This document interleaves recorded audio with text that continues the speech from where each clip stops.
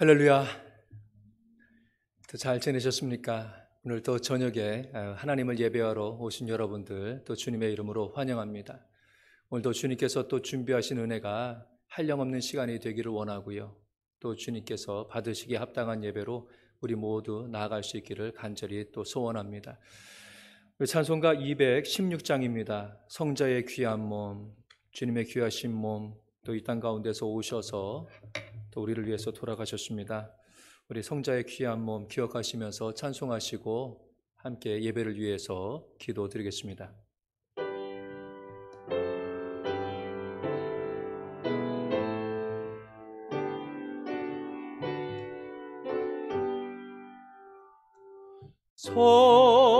성자의 귀한 몸 날 위하여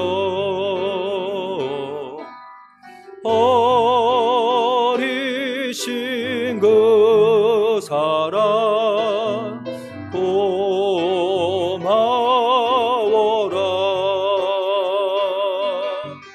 내 머리 숙여서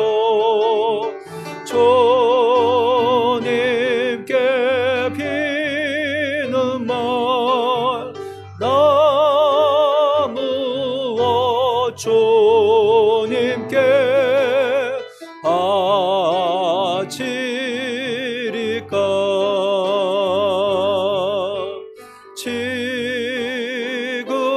지금도 날 위해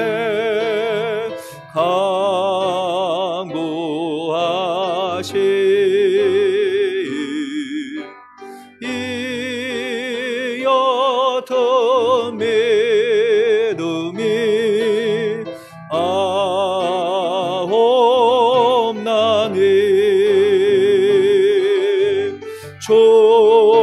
주님의 참사랑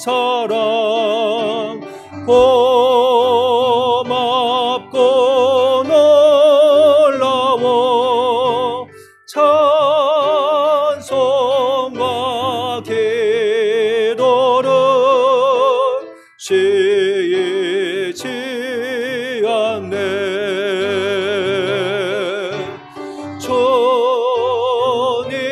주님의 십자가 나도 지고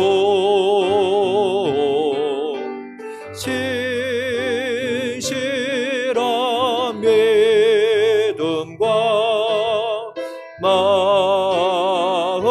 마음으로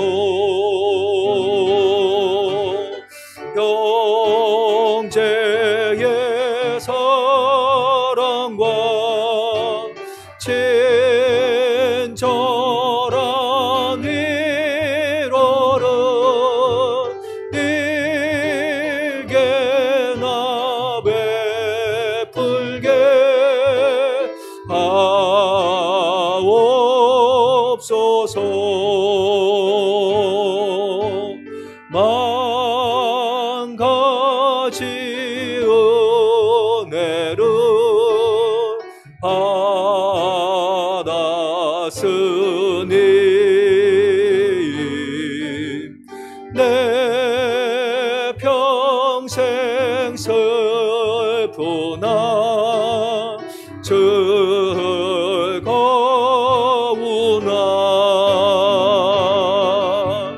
이 몸을 온전히 주님께 바쳐서 주님만 위하여 늘 살겠네.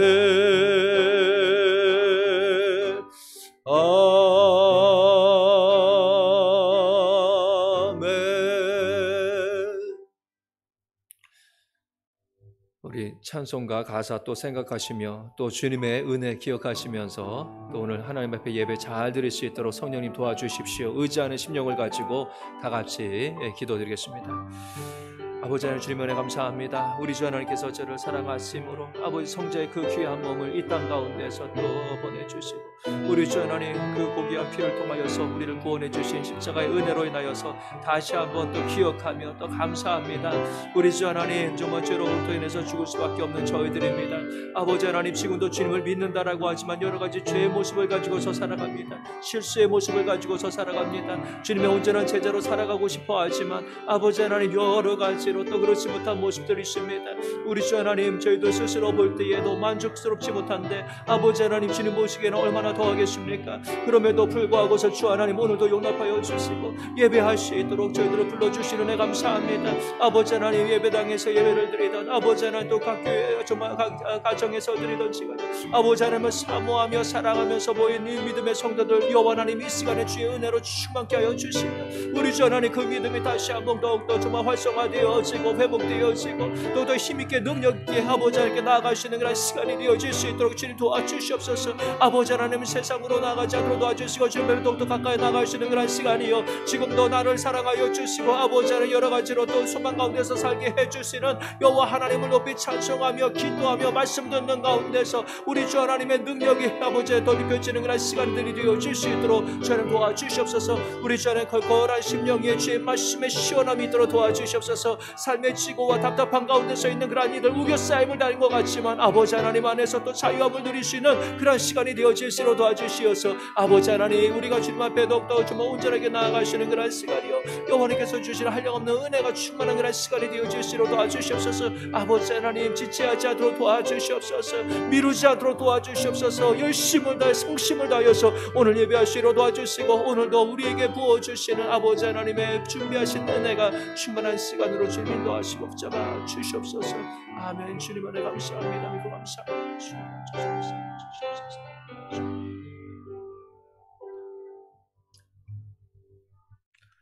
찬송가 546장입니다. 우리 546장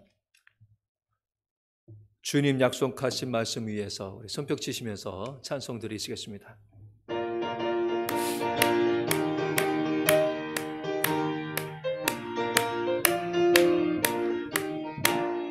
주님 약속하신 말씀 위에서 영원토록 주를 찬송하리라. 소리 높여 주께 영광 돌리며 약속 믿고 굳게 서리라. 굳게 서리 영원하신 말씀 위에 굳게 서리 굳게 서리 그 말씀 위에 굳게 서리라.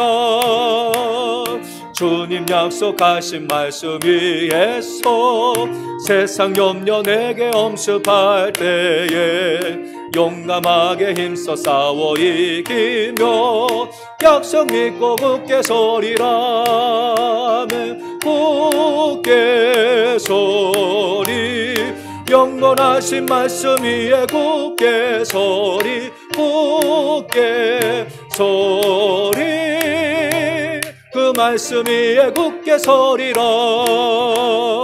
주님 약속하신 말씀 위에서 영원하신 주의 사랑이 믿고 성령으로 힘써 싸워 이기며 약속 믿고 굳게 서리라.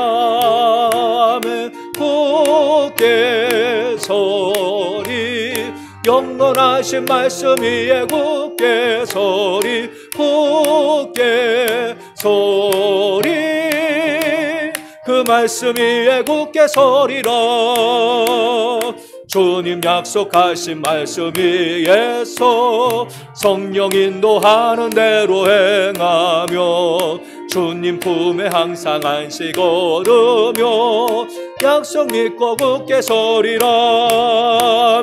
굳게 서리 영원하신 말씀 위에 굳게 서리 굳게 서리 그 말씀 위에 굳게 서리라.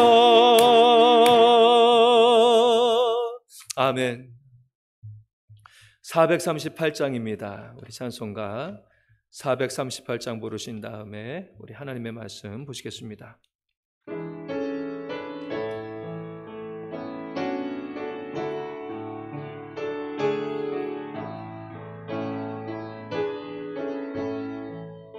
내 영혼이 은총 입어 중한 죄짐 벗고 보니 슬픔 많은 이 세상도 천국으로 하도다메 할렐루야 찬양하세 내 모든 죄 사함받고 주 예수와 동행하니 그 어디나 하늘나라 주의 얼굴 뵙기 전에 멀리 뵈던 하늘나라 내 맘속에 이루어지니 날로 날로 가깝도다 할렐루야 찬양하세 내 모든 죄 사함받고 주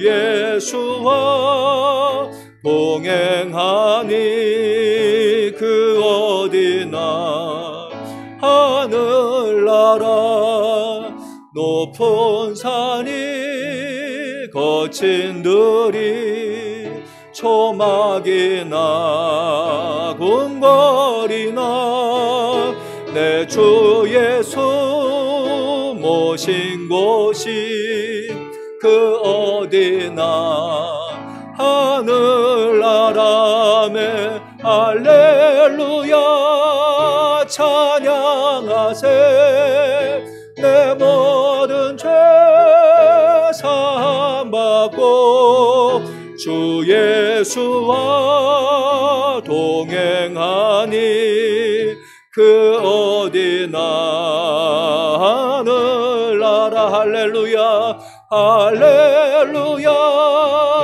찬양하세 내 모든 죄 사함받고 주 예수와 동행하니 그 어디나 하늘나라 아멘. 우리 성경 말씀 잠언 10장 말씀 보시겠습니다. 잠언 10장 17절부터의 말씀 17절부터 마지막 32절까지의 말씀을 저하고 한 절씩 교독하시겠습니다.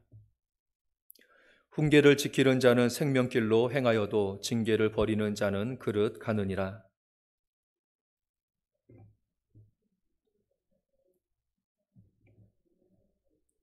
말이 많으면 허물을 면하기 어려우나 그 입술을 제어하는 자는 지혜가 있느니라.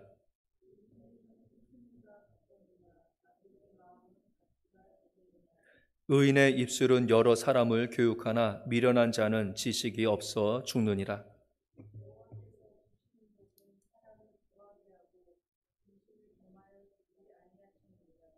미련한 자는 행악으로 낙을 삼는 것 같이 명철한 자는 지혜로 낙을 삼느니라.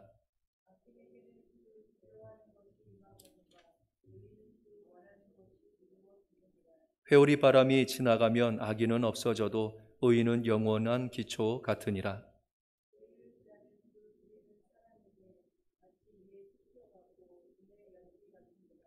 여호와를 경외하면 장수하느니라. 그러나 악인의 수명은 짧아지느니라.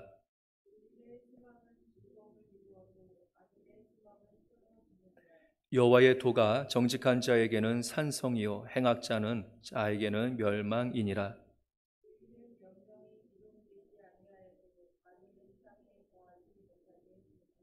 의인의 입은 지혜를 내어도 패역한 혀는 배임을 당할 것임이니라.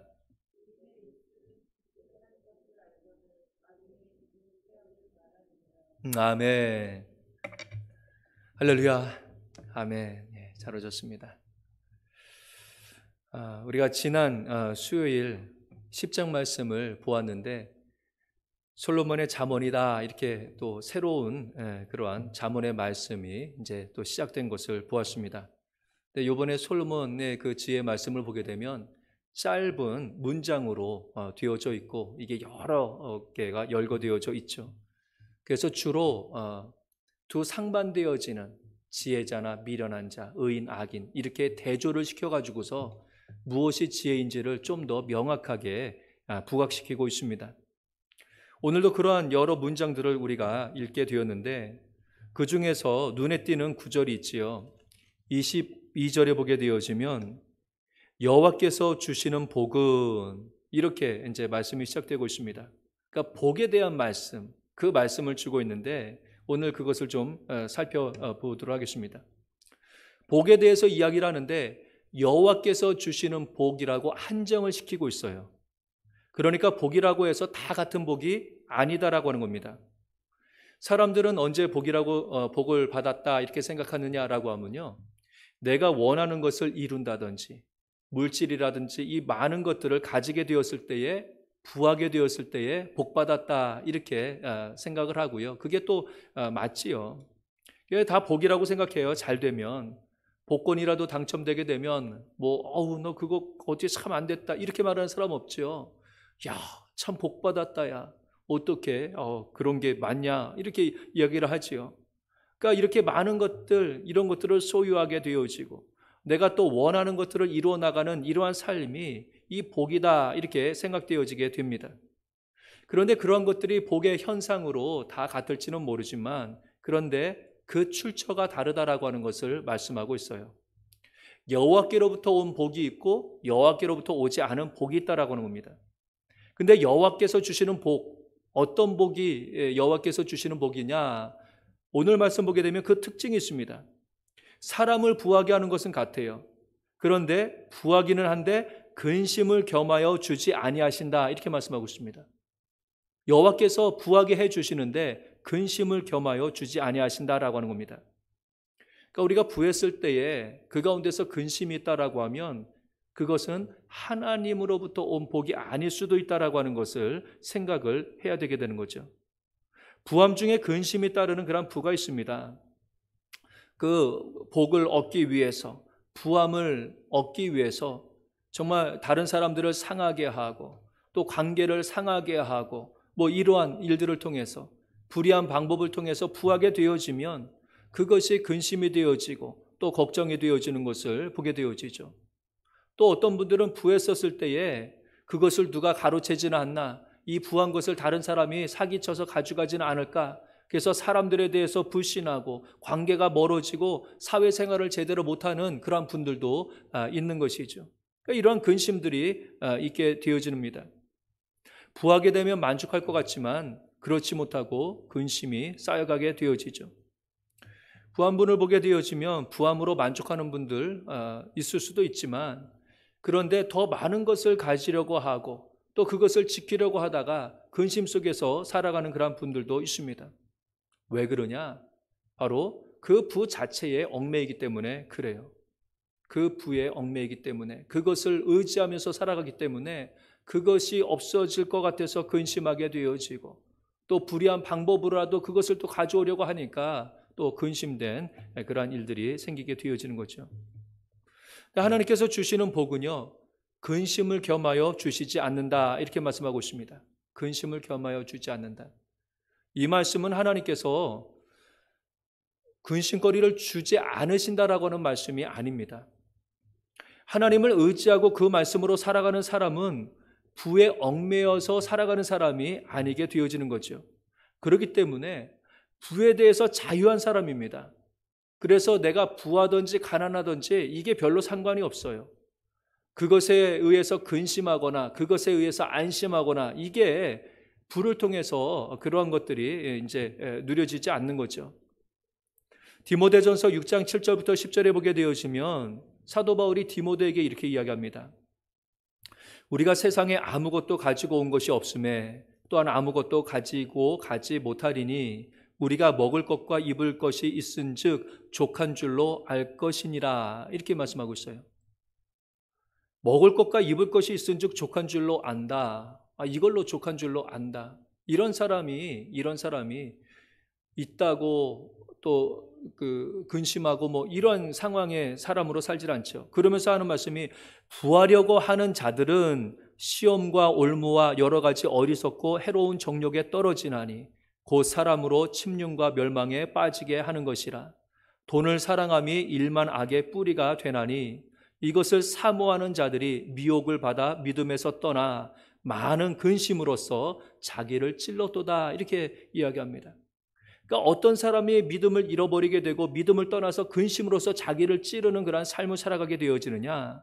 부하려고 하는 자. 그러니까 부하려고 하는 자들은요, 그것이 부함이 삶의 목적이 되어지는 것이죠. 그래서 그 물질의 미혹을 받게 되어집니다. 그것을 더욱더 부하게 얻어지려고 하다 보니까 말씀대로 살아가지 못하게 되고 믿음을 떠나게 되어지고 결국 믿음을 떠나서 하나님을 의지하지 않는 삶을 살게 되어지니까 근심하며 걱정하는 삶을 살아갈 수밖에 없는 거죠. 그런데 물질을 의지하지 않고 하나님을 의지하면서 살아가는 그러한 이들은요, 물질로 인해서 그렇게 근심하지 않습니다. 부하게 살고자 하는 그러한 사람들, 이러한 사람들이 걱정이 되는 거죠.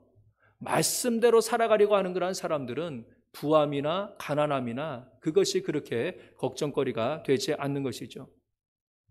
어떤 이들이 하나님을 믿는 목적, 예수님을 믿는 목적을 내가 부하기 위해서 내가 믿음 생활한다, 하나님께서 나를 부자로 만들어 주실 것을 기대하면서 내가 믿음 생활한다, 이렇게 되면 그 동기 자체가 잘못되게 된 것이죠. 어떤 동기가 됩니까? 하나님의 말씀대로 의롭게 살아가고자 원하는 것, 바로 이것이 예수님을 믿는 그러한 또 목적이 되어지는 것이고요. 그렇게 되어지면 부자가 되든 가난해지든 이것이 부차적인 일들이 되어집니다. 어떠한 상황에서도 하나님의 말씀대로 살아가는 것, 하나님 보시기에 기쁨에 되어지는 그런 삶을 살아가는 것, 이것을 가장 큰 목적으로 살아간다라고 하면, 그러면 그 뒤의 것들은 하나님 앞에 맡기는 삶을 살아갈 수가 있는 거죠. 욥 같은 경우에도 그렇습니다. 그가 갑자기 시험을 받아서 모든 부를 다 잃어버렸습니다. 그랬을 때에 그가 욥기 1장 21절에 하는 말이 이겁니다. 이르되 내가 모태에서 알몸으로 나왔사온즉 또한 알몸이 그리로 돌아가올지라. 주신 이도 여호와시요 거두신 이도 여호와시오니 여호와의 이름이 찬송을 받으실지니라, 이렇게 이야기합니다. 그를 부하게 하셨을 때 하나님 앞에 찬송할 수 있어요. 그런데 그 모든 것을 다 빼앗아 갔는데도 그가 고백하는 것이 그겁니다. 주신 분도 가져가시는 분도 하나님이시고 나는 오로지 하나님의 이름을 찬송할 그런 존재다라고 하는 것을 그가 이야기하고 있는 거지요. 사도 바울도 그랬죠. 예수님을 믿고서 그가 배운 것이 무엇이냐라고 하면 어떠한 형편에든지 어떤 법을 배웠어요? 자족하는 법을 배웠다, 이렇게 고백하고 있지요.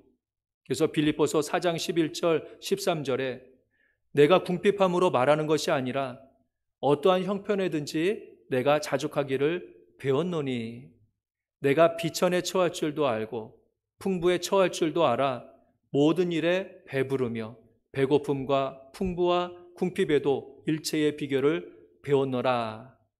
내게 능력 주신 자 안에서 내가 모든 것을 할 수 있느니라, 이렇게 말씀하고 있습니다. 내게 능력 주시는 자, 하나님 안에서 그 모든 것들을 만족할 수 있는, 자족할 수 있는 그런 비밀을 그가 깨닫게 되었다라고 하는 겁니다. 이건 무엇입니까? 하나님께서 자기를 붙잡아 주시고 또 자기를 인도해 주시고 책임져 주실 것이다라고 하는 그런 믿음이 그에게 있었습니다. 그에게 부함, 물질들, 이것이 나를 편하게 해줄 거다, 나를 책임져 줄 것이다라고 하는 그러한 생각이 아니라 하나님께서 책임져 주실 것이다라고 하는 그 사실을 그가 믿었기 때문에 부하든지 가난하든지 편하든지 아니면 그렇지 않든지 간에 그 모든 면에 만족할 수 있는 그런 삶을 살아가게 되어지는 거죠. 결국은 하나님께서 주시는 그러한 부를 누리는 그러한 자들, 그 복을 누리는 그러한 자들은 어떠한 자들이냐라고 하면요, 하나님께서 책임져 주심을 믿고 부하든지 가난하든지 상관없이 살아가는 자들, 이러한 자들이 진정으로 부한 자가 되어지는 거고요, 이러한 자가 또 진정으로 복받은 자인 것을 우리가 볼 수가 있는 거죠. 그러니까 이런 사람들이 누리는 복은요, 물질적으로 부하거나 가난한 것에 근거하지 아니하게 되어집니다.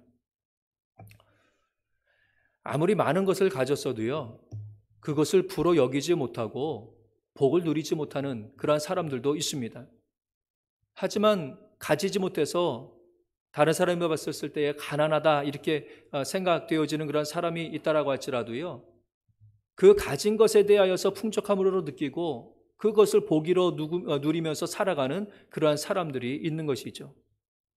그러니까 지금 여호와께서 주신 복, 이것에 대해서 말하는 그러한 것을 보았을 때에 이것은 어떠한 물질을 가져서 그것을 복이라고 하는 그것보다는 물질을 의지하지 않고 하나님을 의지하면서 지금 주신 것에 대하여서 복으로 여기고서 그것을 누리면서 살아가는 그러한 사람들, 이러한 사람들이 진정으로 복 있는 사람들이고요. 그러한 사람들이 또한 근심 가운데서가 아니라 기쁨 가운데서 주님 주시는 복을 누리게 되어지는 겁니다.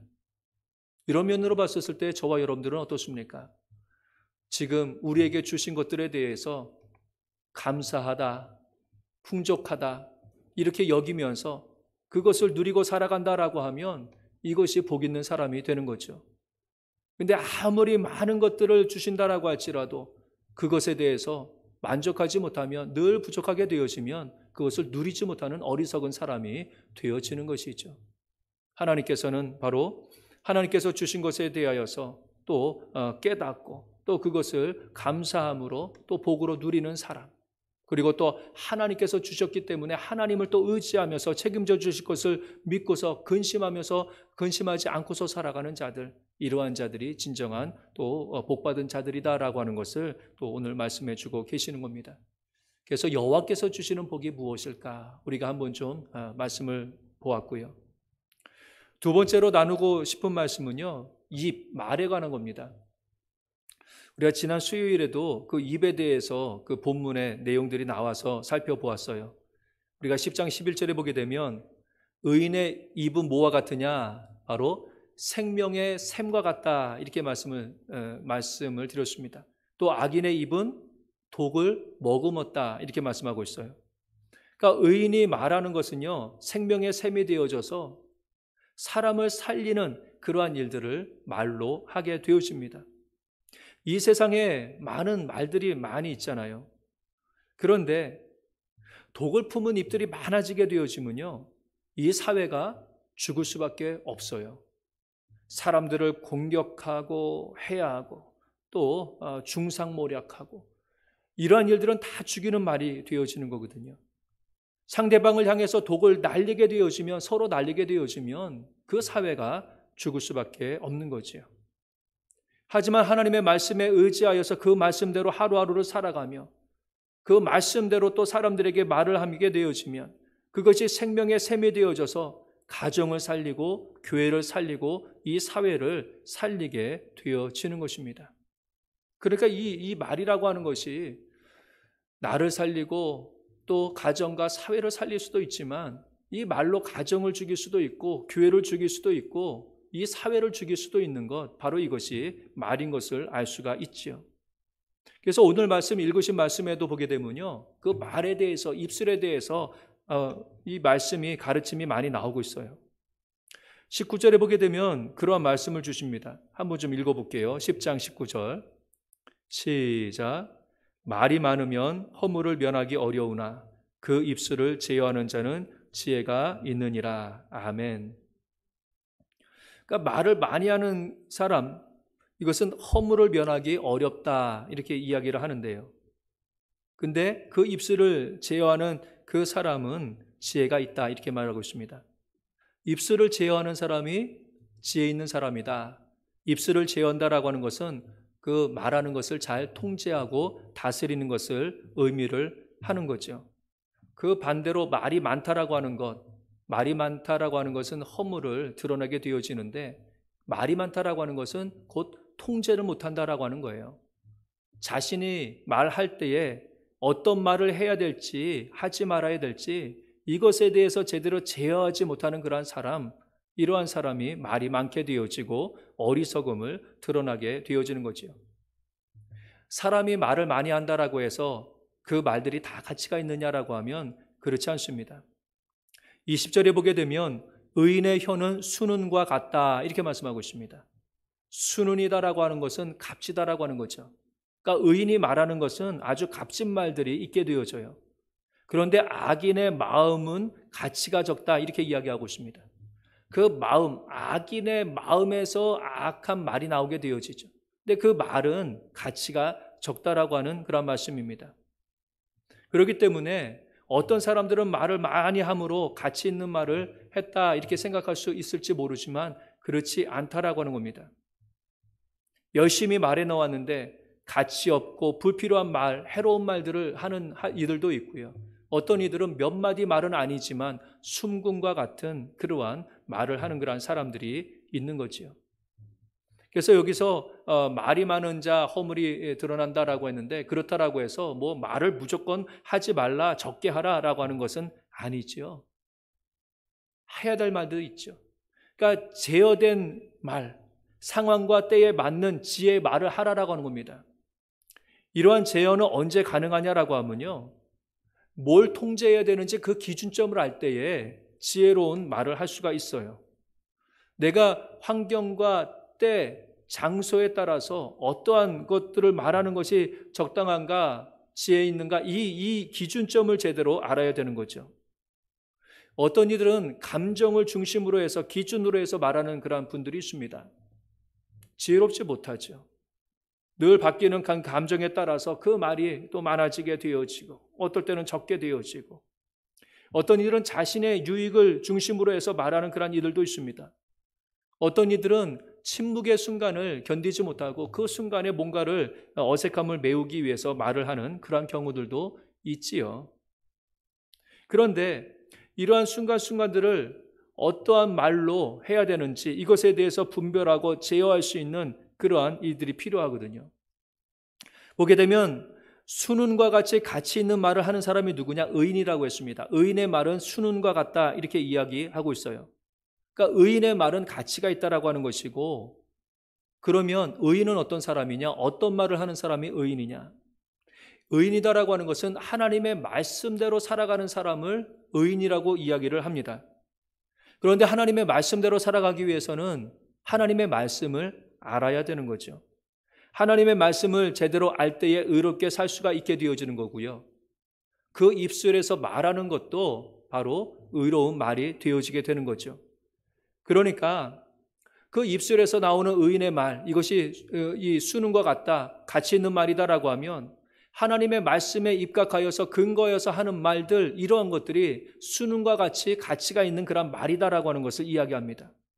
그래서 21절에 보게 되면 의인의 입술은 여러 사람을 교육하나 미련한 자는 지식이 없어 죽느니라 이렇게 이야기합니다. 의인의 말은 순은과 같아서 귀해요. 하나님의 말씀으로 하기 때문에 귀합니다. 그래서 여러 사람을 교육할 만한 그런 가치가 있는 말들을 하게 되어지는 것이죠. 하지만 미련한 사람은 그렇지 않습니다. 지식이 없어요. 하나님의 말씀에 대한 알미 없기 때문에 자기 자신도 죽이고 다른 사람도 죽이는 그러한 일들을 하게 되어지죠. 그러한 이들은 말을 하면 할수록 가치 없는 말이 나오게 되어지는 것이죠.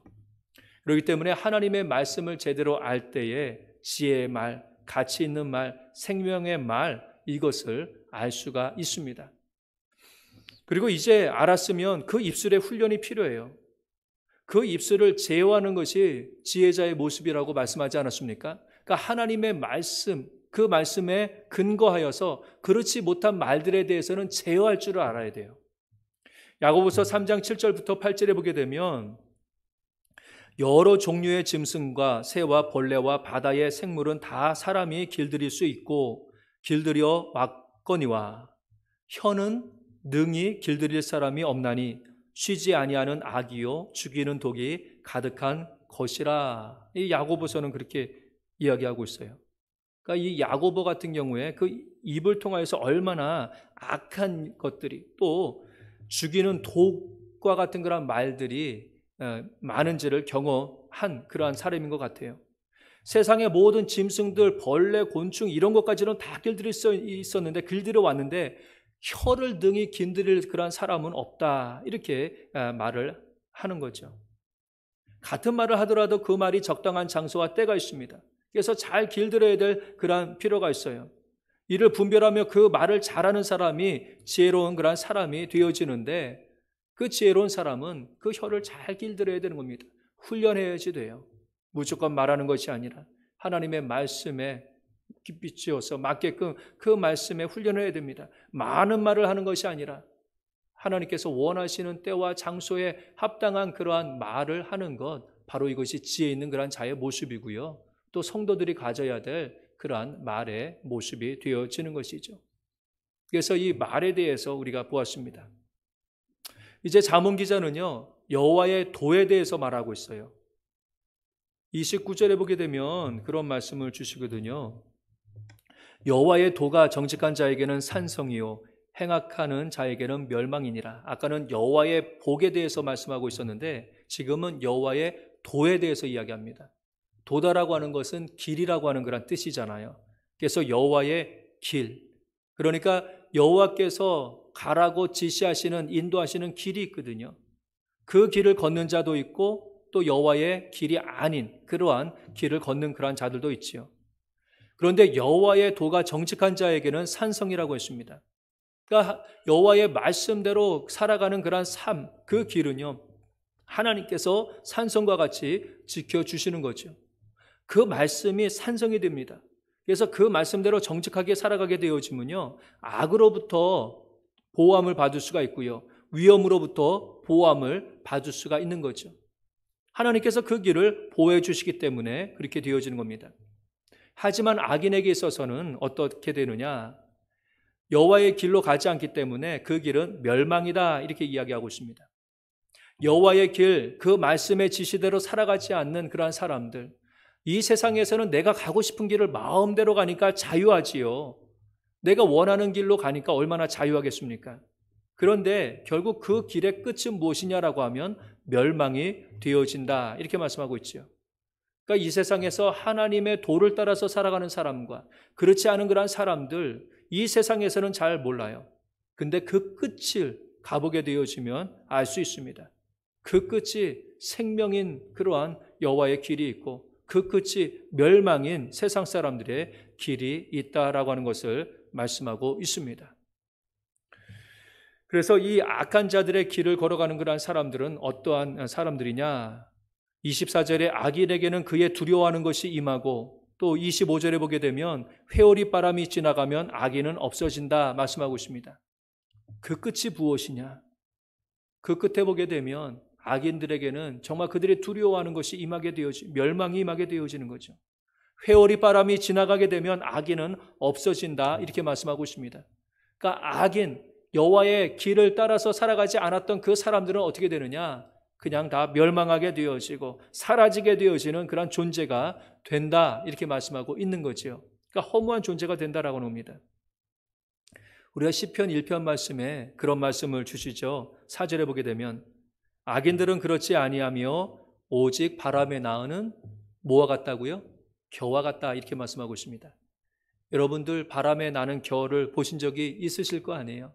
추수하시는 분들 그 쭉정이 바람에 날려가지고서 보내지 않습니까? 이리저리 바람에 따라서 흩날리는 그러한 삶을 살아갈 수밖에 없지요. 시편 1편 6절에도 보게 되면 무릇 의인들의 길은 여호와께서 인정하시나 악인들의 길은 망하리로다, 이렇게 말씀하고 있어요. 그러니까 악인은 바람에 나는 겨와 같고 끝내 그 길은 망하는 길이 되어진다라고 하는 것을 말씀하고 있는 것이죠. 근데 의인은 어떠냐? 복 있는 사람은 오직 여호와의 율법을 즐거워하여 그의 율법을 주야로 묵상한다, 이렇게 말씀하고 있습니다.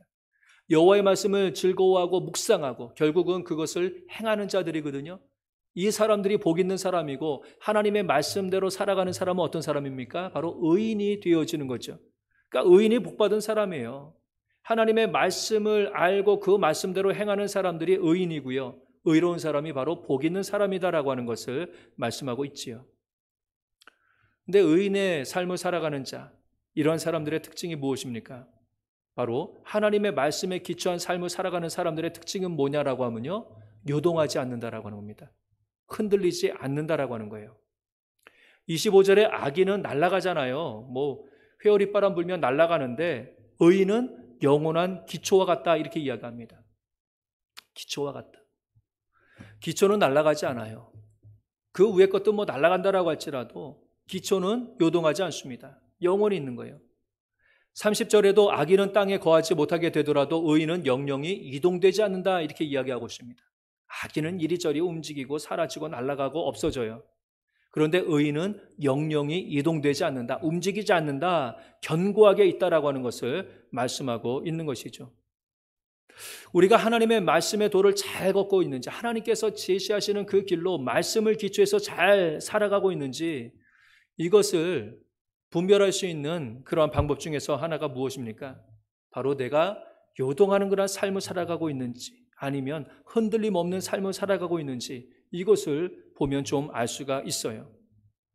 어떤 분들은 믿음 생활을 하면서도 이리저리 요동하고 흔들리는 그런 분들이 있습니다. 시험 올 때에도 또 그때 흔들리고, 또 환경이 바뀌어도 흔들리고, 상황에 따라서 감정에 따라서 또 그 믿음이 흔들리고, 사람 한마디에 따라서 또 믿음이 흔들리고, 삶이 요동하고, 이러한 분들이 있거든요. 그럴 때에 하나님의 말씀은 같이 요동하라 이렇게 하라고 주신 말씀이 아니에요. 그때에도 견고하게 하나님의 말씀 가운데서 그 믿음을 굳건하게 지켜나가라라고 하는 겁니다. 시험이 와도 하나님의 말씀 가운데서 굳건하게 하나님 약속 믿고서 살아라라고 하는 겁니다. 사람들이 무슨 말을 한다라고 할지라도 그 말보다는 하나님의 약속의 말씀 이것을 붙잡고서 하나님께서 원하시는 그때의 반응대로 살아가라라고 하는 겁니다. 그때의 믿음이 견고해지게 되어지는 거예요. 그럴 때에 흔들리지 않는 믿음으로 굳건하게 서게 되어지는 것이죠. 여러 가지 혼란스러운 모습들이 많이 있습니다. 요즘 같은 경우에는 더 그러한 일들이 많이 있죠.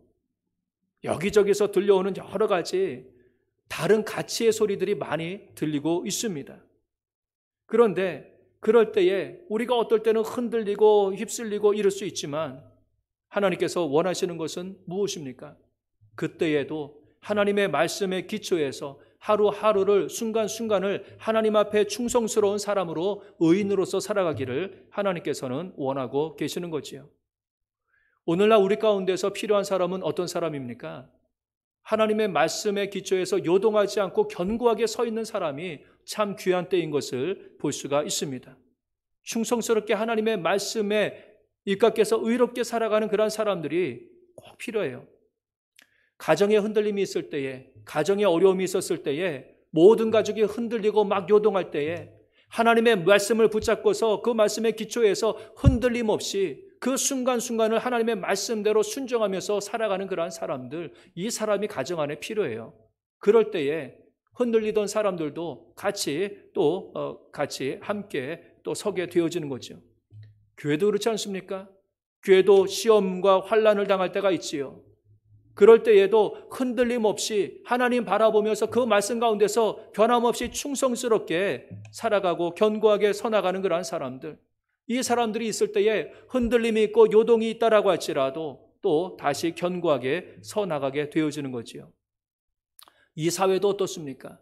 이 사회도 세상의 여러 가지 상황에 따라서 같이 휩쓸리고 흔들리는 거 이렇게 되어지면요, 이 흔들림이 변하질 않아요. 요동할 수밖에 없습니다.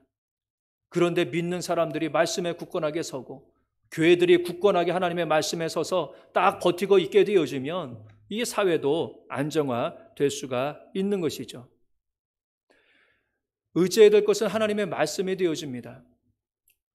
변해요. 모든 것이 해 아래 있는 것이 다 변하게 되어지는 겁니다. 사람도 변해요. 사람도 오늘 말과 내일 말이 다 다릅니다. 그 가치관들도 늘 변해요. 환경들도 변합니다. 그런 것들을 기초해서 근거해서 우리가 살아간다라고 하면 우리는 날마다 흔들리고 요동하는 삶을 살아갈 수밖에 없는 거지요. 그런데 그럴 때에 도리어 하나님의 말씀을 붙잡고서 바로 살아갈 때에 도리어 견고한 삶을 살아갈 수가 있게 되어지는 것이고요. 나뿐만 아니라 흔드는 이들도 같이 견고하게 설 수 있는 그런 근거가 되어지는 것을 볼 수가 있는 것입니다. 그래서 우리의 믿음이 정말 하나님께서 원하시는 여호와의 길, 주님의 길로 잘 가고 있는가, 이런 것들을 보게 되어지면요, 바로 내가 믿음으로 굳건하게 서고 있는가, 내가 사람의 말, 여러 가지 환경, 이것에 따라서 불안해하고 요동하면서 그것에 휩쓸린 그런 삶인가, 아닌가, 그럼에도 불구하고서 내가 견실하게 하나님의 말씀대로 순간순간을 살아가는 그런 사람인가, 이것을 보면 알 수가 있는 거죠. 말씀을 정리합니다.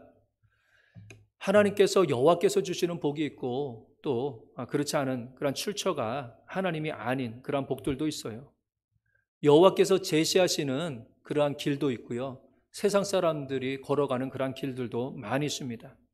그런데 이런 모습을 보게 되어지면요, 하나님의 말씀에 근거해서 그 말씀대로 충성스럽게 요동하지 않고 견고하게 믿음으로 살아가려고 하는 그런 사람들, 이 사람들이 의인이고 그 사람들이 복된 사람이고 그 길을 걸어감으로 영원한 생명에 이르게 되어지는 것을 보게 되어집니다. 그런데 반대로요, 세상의 복, 세상에 제시하는 그런 길을 걸어가는 그런 사람들은요, 요동합니다. 그 복을 받은 것 같아도, 부하게 된 것 같아도 그것이 편안함이 없어요. 견고하질 않아요. 근심이 있게 되어집니다. 그것으로 인해서 근심하게 되어지고요, 또 주님께서 제시하지 않는 그런 세상의 길을 걸어가게 되면 자유로운 것 같지만 또 그 가운데서 흔들림이 있고 또 결국은 날아가게 되어지고 사라지게 되어지고 멸망되게 되는 그러한 삶을 살아가게 되어지는 것이죠. 간절히 원합니다. 지금 이 세상에 여러 가지 회오리 바람 것 같은 여러 가지 혼란한 그러한 일들이 많이 있습니다. 그리고 여러 가지 말들이 많이 있습니다. 여러 가지 가치의 그런 다양함이 있는 그러한 때를 우리가 살아가고 있는 거지요. 이럴 때에 그것에 의해서 요동하는 그러한 성도의 모습이 아니라 도리어 이때에도 하나님의 말씀대로 꾸준하게 순간순간들을 살아나갈 때에 그러한 자가 의인의 그러한 반열에 들게 되어지는 것이고요, 또 그럴 때에 또 주님께서 주시는 그러한 안정감이, 또 주님께서 주시는 그러한 견고함이 우리에게 있게 되어지고요, 또 다른 사람들도 또 그러한 견고함, 또 안전함으로 또 이끌 수 있는 그러한 근거가 되어짐을 깨닫게 되어지는 것입니다. 간절히 원합니다. 복, 길, 또 말씀, 주님께서 주시는 그러한 말씀에 근거해서 우리의 믿음이 온전하게 서 나갈 수 있는, 견고하게 서 나갈 수 있는 우리의 모습이 될 수 있기를 주님의 이름으로 간절히 축원합니다. 아멘. 우리 광고 말씀 드리겠습니다. 우리 돌아오는 주일은 교회 창립 39주년이 됩니다. 우리가 또 하나님 앞에 감사하며 또 예배를 드리게 될 텐데요, 특별히 이번 주간은 회개와 용서의 주간으로 지내고 있습니다. 그래서 여러 가지 모습으로 사실 우리는 회개할 것이 많아요. 지금 새벽기도 하면서 말씀을 보면서도 우리가 회개한 그런 회개의 내용들을 가지고서 기도하고 그렇게 되어지는데요, 특별히 하나님 앞에 내 죄된 모습을 또 드러내놓고 또 주님 앞에 회개함으로 또 용서함을 받을 수 있는 그러한 시간이 되기를 원하고요, 또 내가 또 용서하거나 용서받아야 될 그런 대상이 있다라고 하면 또 그러한 일들을 또 이루어 나갈 수 있는 한 주간이 되기를 원합니다. 그래서 주님 앞에 나왔었을 때에 또 주님께서 정말로 기뻐 받아주시는 예배, 또 창립 예배가 되어지고 또 새로운 한 해를 또 우리가 시작할 수 있기를 부탁을 드립니다. 샘터지기 모임이 토요일 날 8시 30분에 있습니다. 또 함께 모여주시면 감사하겠고요. 우리 다 같이 찬송가 433장입니다. 귀하신 주여 날 붙드사, 이 찬송 부르신 다음에 주기도문으로 예배 마치겠습니다. 433장입니다.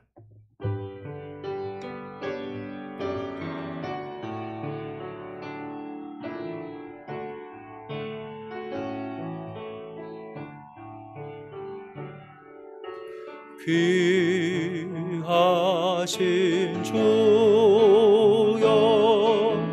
날 붙드사 주께로 날마다 더 가까이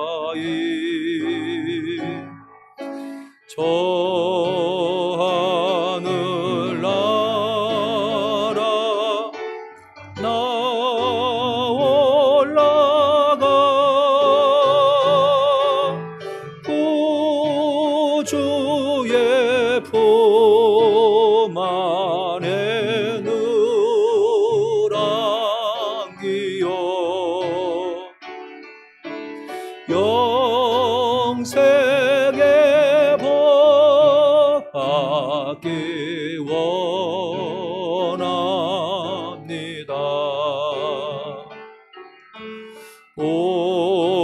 영원할 몰고 나 없어도 날마다 좁게로 더 가까이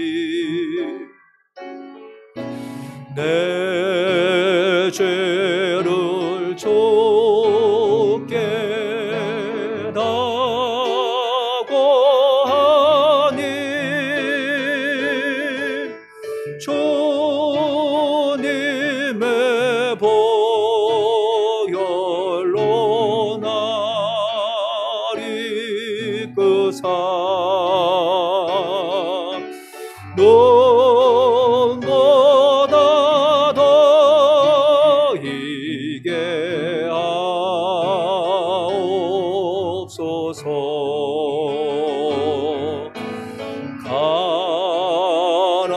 간악한 마귀 날 꿰어도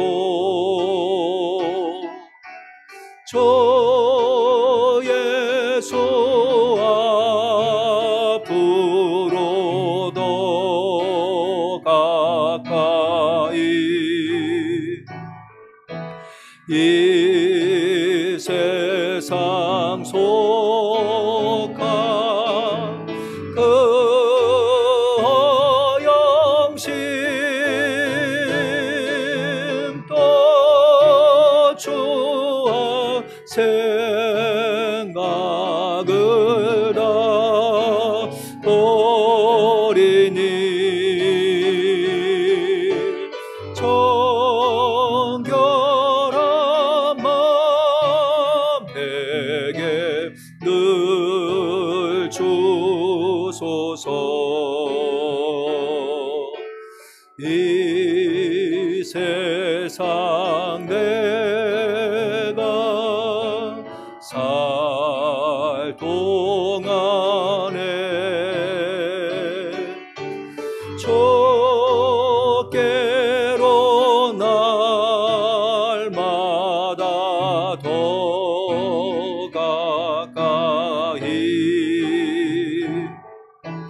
저 배는 천국 나 들어가 한없는 복락을 다 얻도록 풍성한 은혜를 주옵소서.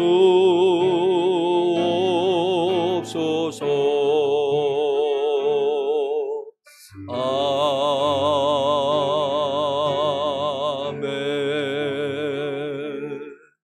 아멘. 하늘에 계신 우리 아버지여, 이름이 거룩히 여김을 받으시오며 나라에 임하옵시며 뜻이 하늘에서 이룬 것 같이 땅에서도 이루어지이다. 오늘날 우리에게 일용할 양식을 주옵시고 우리가 우리에게 죄 지은 자를 사하여 준 것 같이 우리의 죄를 사하여 주옵시고 우리를 시험에 들게 하지 마옵시고 다만 악에서 구하옵소서. 대개 나라와 권세와 영광이 아버지께 영원히 있사옵나이다. 아멘.